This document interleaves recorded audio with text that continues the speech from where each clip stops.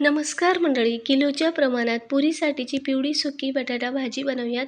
यासाठी एक अर्धा किलो एवढे बटाटे धुवून उकळायला ठेवले. बटाटे उकळतायत तोपर्यंत खलबत्त्यामध्ये हिरवी मिरची, आले आणि लसूणचा ठेचा करून घेतला. एक एक करून ठेचलं तर एकसारखा ठेचा ठेचला जातो. आता बटाटेही उकडले होते, साल काढून मॅश करून घेतलं. हवं तर तुम्ही त्रिकोण ते चौकोन तुकड्यांमध्ये चिरूनही घेऊ शकता. आता कढईमध्ये तेल गरम झाल्यावर मोहरी, जिरे, हिंगची चांगली फोडणी द्यायची. त्यानंतर थोडेसे लसणाचे कापही घातले. लालसर लसूण झाल्यावर कढीपत्त्याची पानं, ठेचा, कांदा मस्त अशी चुरचुरीत फोडणी होऊ दिली. त्यानंतर इथे पाव चमचा हळद घातली. चांगलं परतवून घेतलं.